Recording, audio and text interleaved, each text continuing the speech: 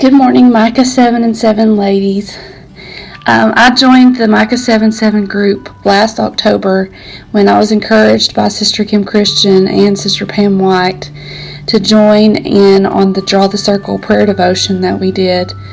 And it's really been such a blessing to me. But when we were reading Draw the Circle, there was a devotion that was entitled, Don't Pray Away. And sometimes we want to pray away circumstances when what God is really wanting us to do is to pray through them. Instead of changing the circumstances, a lot of times God is really changing us. I couldn't help but think about this very lesson that God had been teaching me last year.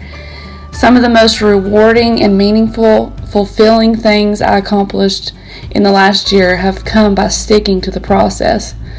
I've learned that I'm somewhat of a perfectionist. If I see that I might fail or that the results don't come as quickly as I would like, I give up. Even worse, sometimes I allow this to prevent me from starting at all. I want to be really good at many things, but I've allowed perfectionistic tendencies to prevent me from going through the process. I have to remind myself that in order to succeed, I have to be willing to be a beginner. And this last year, I learned how to make sourdough bread. And let me tell you, this was a process. Just creating my starter from scratch was a process that took a couple of months before it was ready for bread baking. I stuck with it. I fed my starter every single day, and I kept waiting patiently for it to pass the ready for bread baking float test. And finally it was ready. Reading bread recipes were very intimidating. Terms like proofing and hydration percentage made me wonder if I could make bread. Then there was the combined prep time that took 24 hours with multiple steps. I wasn't really sure I could do it. However, I gave it a try and baked my first loaf. It wasn't a brick, so success! I've continued baking bread and have tried a few new recipes over the last few months.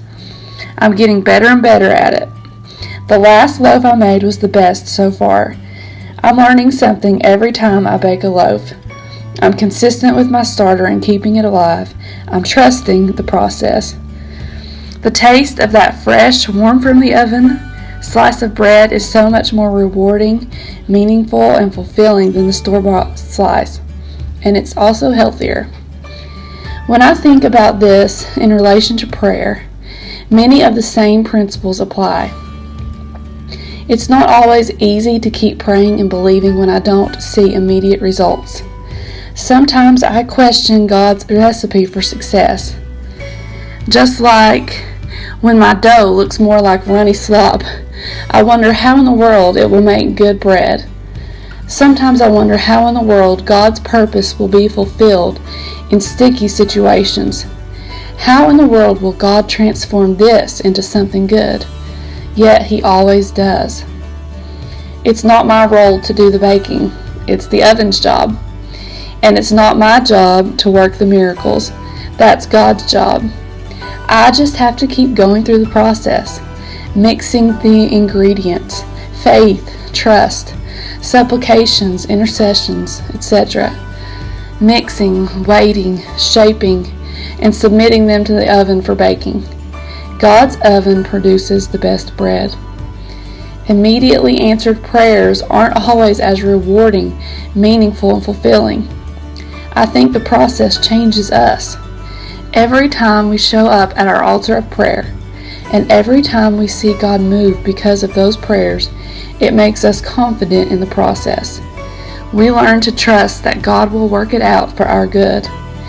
When we do our part, God does His. We can trust His process. I hope this has blessed and encouraged some of you ladies today to stick to the process and keep trusting that God's plans are always greater than anything that we could ever imagine or plan for ourselves. I hope you have a wonderful day.